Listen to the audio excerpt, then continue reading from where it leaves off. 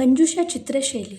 मंजुषा ही बिहारमधील भागलपूर प्रदेशातील एक पारंपरिक लोककला आहे, जी बिहुला बिशाहरी या लोककथेवर आधारित असून त्यामध्ये एका क्रमाने कथा सांगण्यात येते. ही पेटी बांबू, ज्यूट आणि कागदापासून बनवली जाते आणि त्यात देवी-देवता व काल्पनिक पात्रांची चित्रे काढली जातात. या कला प्रकाराचा उगम सिंधू संस्कृतीतील मानला जातो. मंजुषा कलेची मुख्य वैशिष्ट्ये. मंजुषा कला ही लोककलांवर आधारित असते. या कलेमध्ये बिहुला आणि बिशाहरी यांची कथा चित्रित केली जाते, ज्यात बिहुला तिच्या पतीचे सर्पदंशाने झालेले शरीर वाचवते. कला आणि पात्रे. या चित्रांमध्ये हिंदू देवी-देवता, विशेषतः विषाहरी देवी, साप, विविध प्राणी व काल्पनिक जीवजंतूंचा समावेश असतो. अनुक्रमणिक कथाकथानक. मंजुषा कलेला भारतातील एकमेव अनुक्रमणिक कला प्रकार मानले जाते, कारण त्यात कथेचा क्रमबद्ध प्रवास दाखविला जातो. साहित्य. ही कला मुख्यतः बांबू, ज्यूट आणि कागदापासून बनवलेल्या पेट्यांवर केली जाते. संस्कृत शब्द मंजुषा. मंजुषा या संस्कृत शब्दाचा अर्थ पेटी असा होतो, जो या कला प्रकारातील पेटीचे महत्त्व दर्शवितो. भांडी बनवणारे कुंभारकार आणि विधीपेटी बनवणारे मलाकार यासारख्या जातींच्या लोकांचा समावेश या कला निर्मितीमध्ये असतो. सिंधू संस्कृतीशी संबंध. काही इतिहासकारांच्या मते मंजुषा कलेचा उगम सिंधू संस्कृतीतील असून ती जगातील सर्वात जुन्या कला प्रकारांपैकी एक आहे. चित्रशैलीचे वैशिष्ट्ये. सौम्य चेहरा, मोठे डोळे, नाजूक नाक आणि ओठ, हात जोडलेले किंवा नृत्यमुद्रेमध्ये, काही वेळा पूजा करताना किंवा प्रियजनाशी संवाद करताना. प्रतिकात्मक अर्थ. भक्ती, निसर्गाशी सुसंगती, प्रेम, त्याग, धैर्य आणि सौंदर्य यांचे प्रतीक. लोकजीवनामधील महिलांचे दैनंदिन जीवन आणि त्यांची मानसिक दुनिया या प्रकारामध्ये दर्शविली जाते. कलात्मक शैली. यात स्पष्ट रेषा आणि सममितीय आकृत्या, सजावट आणि रंगसंगतीमुळे या चित्राला आध्यात्मिक आणि लोकसांस्कृतिक भाव प्राप्त होतो. आता बघूयात मंजुषा चित्रे काढली कशी जातात.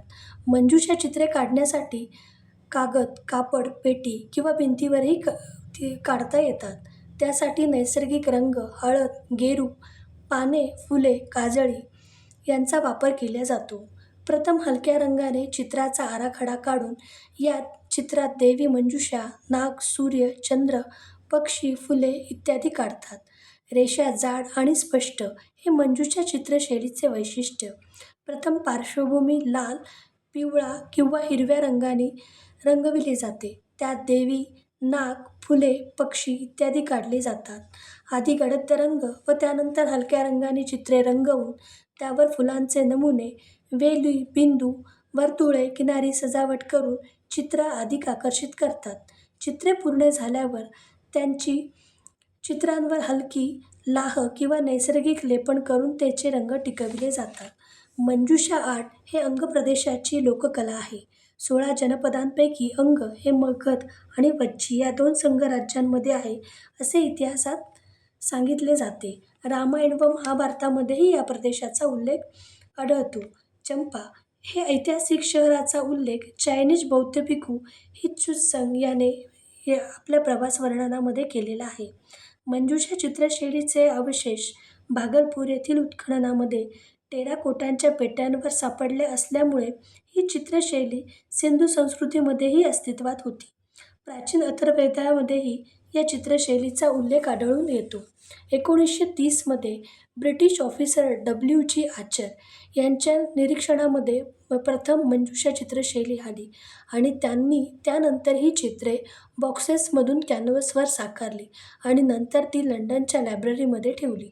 1980 ते 84 मध्ये जनसंपर्क विभागाने काही मोजक्याच कलाकारांना एकत्रित करून या कला प्रकाराचे जतन करण्याची सुरुवात केली. याची काही प्रसिद्ध चित्रकार चक्रवर्ती देवी आणि ज्योतिचंद्र शर्मा, वसंत पंडित व छेदी पंडित. श्रीमती निर्मला देवी यांना 2013 चा बिहार कला अवॉर्ड मिळवणाऱ्या प्रसिद्ध मंजुषा चित्रकार आहेत. 2007 मध्ये दिशा ग्रामीण विकास मंच व नाबार्ड बँक यांनी या चित्रशैलीचे जतन करण्याचे काम केलेले आहे. बघूयात मंजुषा चित्रशैलीमागील लोककथा. भागलपूरच्या जंगलात एक लहानसे गाव होते.